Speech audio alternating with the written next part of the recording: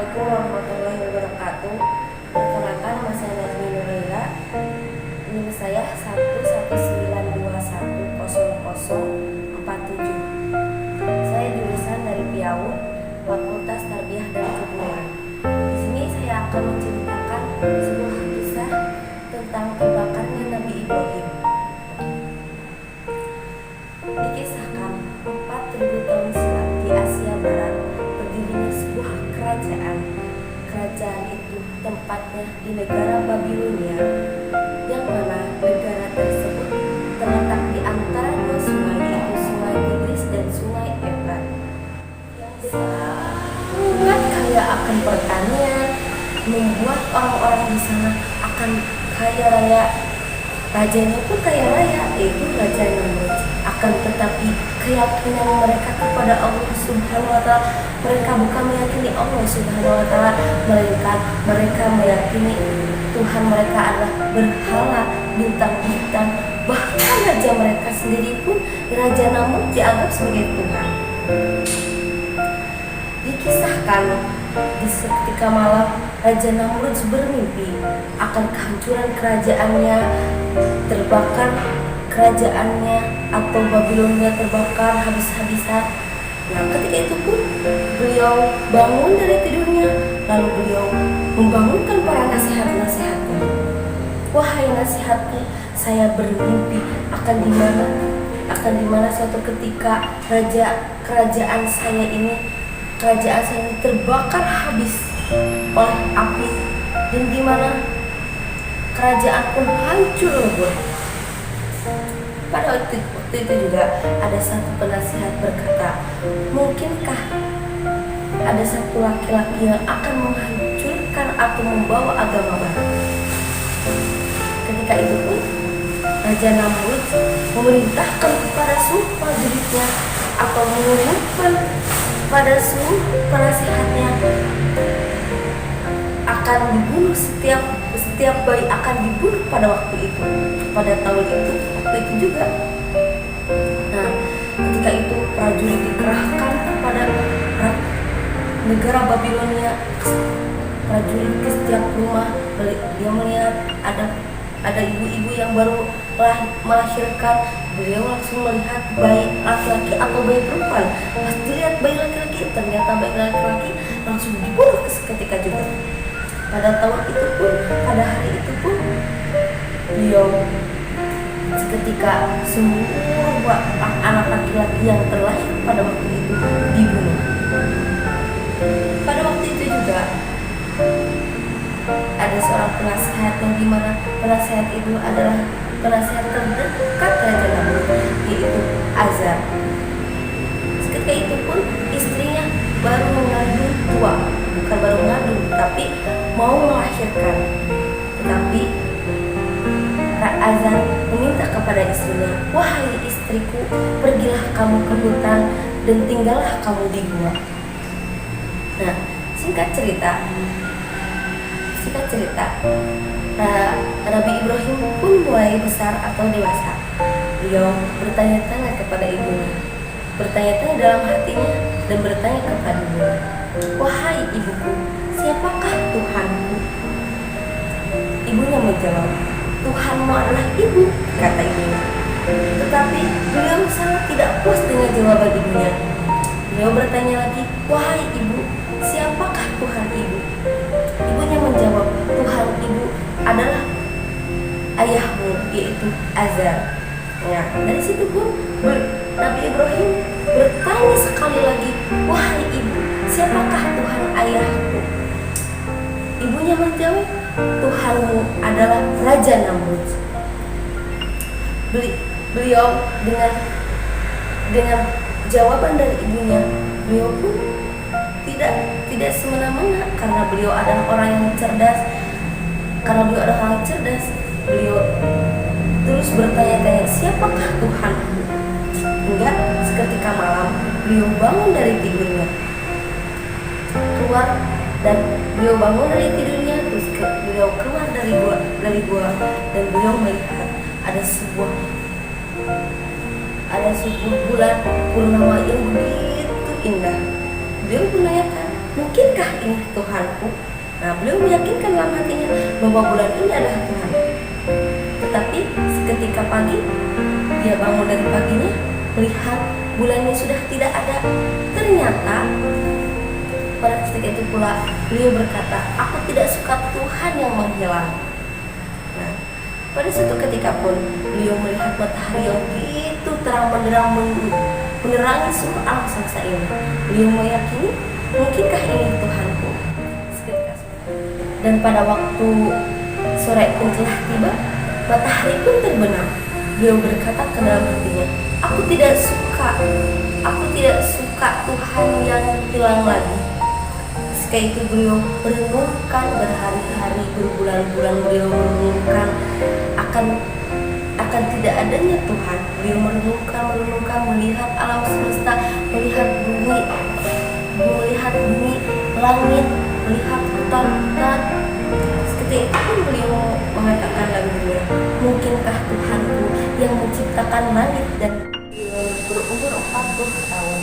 Beliau datang ke negara Babilonia untuk menyebarkan agama Allah. Ketika itu beliau menyebarkan berdakwah kepada kaum Babilonia, kaumnya itu ketika itu kaumnya itu menolak dengan sangat menolak. Pada suatu ketika tiap tahun di Babilonia selalu diadakan acara tahunan yang paling besar, yaitu mereka penduduk dan raja 16 itu keluar kota untuk berkemah, menari, makan. Ketika itu sepinya Babilonia, Ibrahim mentekadkan dalam diri. Beliau mengatakan, saya akan menghancurkan patung-patung. Itu beliau berjalan kaki menuju kuil yang sangat besar. Dalam kuil itu terdapat patung-patung yang sangat besar. Di dalam kuil itu pun banyak patung-patung yang berciciran. Ketika itu Nabi Ibrahim membawa kampak, membawa kampak yang sangat besar. Beliau masuk dan beliau menghancurkan satu persatu patung tanpa belas. Setelah beliau menghancurkan patung itu, lalu beliau menyimpan kampak itu di tangannya, di tangan patung yang paling besar. Lalu beliau menyimpan kepala patung dan tangan patung di depan patung yang paling besar itu, karena dihancurkan di patung-patung. Ibrahim menyimpan satu patung, yaitu patung yang berbentuk raja. Ketika itu pun pada waktu itu rakyat Babilonia dan Raja Namrud sudah pulang dari perayaan tahunan itu. Seketika malam para penyembah, ketika mereka ingin menyembah kepada patung-patung yang ada di kuil itu, mereka terkejut melihat patung-patung telah hancur. Ketika itu pun penduduk Babilonia bertanya-tanya, siapakah yang melakukan perbuatan keji ini?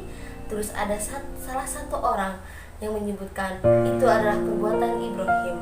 Dipanggillah Ibrahim dan dihakimilah, engkaulah yang bernama Ibrahim? Ya, aku Ibrahim. Lalu, wahai Ibrahim, pasti engkau yang telah melakukan ini semua. Hakim bertanya, mengapa engkau tuduh aku? Kenapa engkau tidak bertanya kepada patung yang besar itu yang sedang menyandang kampak besar itu? Jawab Ibrahim, kau sudah gila, mana mungkin patung bisa berbicara apalagi bergerak atau menghancurkan? Jawab hakim-hakim. Lalu, apabila mereka tidak dapat bergerak apalagi menolong diri sendiri, mengapa kalian masih menyembahnya? Para pendeta tidak dapat membantah ucapan Nabi Ibrahim karena kesesatan sudah merasuki mereka. Bukannya tersadar mereka malah menjebloskan Ibrahim ke penjara. Lalu beliau dipanggil oleh Raja Namrud. Ketika itu Raja Namrud berkata, "Wahai Ibrahim, engkau yang telah membawa agama baru dan Tuhan baru yang telah menghina rakyat Babilonia dan Tuhannya." Namrud bertanya kepada Nabi Ibrahim, "Siapakah Tuhanmu? Aku hanyalah seorang utusan Allah dan aku hanya menyeru kepada apa yang diperintahkan olehnya." Ibrahim menjawab seperti itu. Lalu Ibrahim bertanya kepada Raja Namrud, "Wahai Namrud, bisakah engkau mematikan dan menghidupkan?" Lalu Raja Namrud pun ketika itu memanggil prajuritnya, membawa dua orang. Lalu beliau memerintahkan kepada prajuritnya untuk membunuh satu orang dan menghidupkan satunya lagi, dan satunya lagi diberi hadiah. Ketika itu pun Ibrahim bertanya kembali, "Bisakah engkau menerbitkan matahari dari sebelah barat sebagaimana Tuhanku menerbitkan matahari dari sebelah timur?" Raja Namrud pun sangat marah dari pertanyaan Ibrahim tersebut. Beliau memerintahkan kepada prajuritnya untuk memenjarakan kembali Nabi Ibrahim.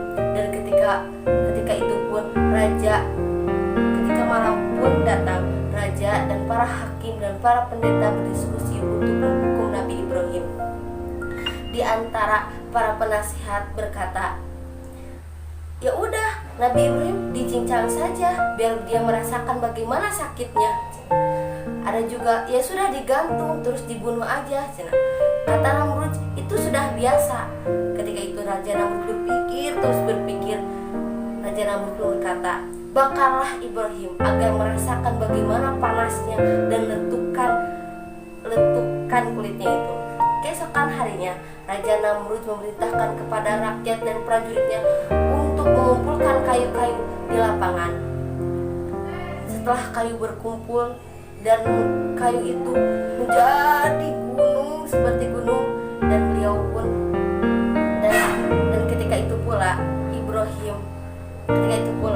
api dinyalakan.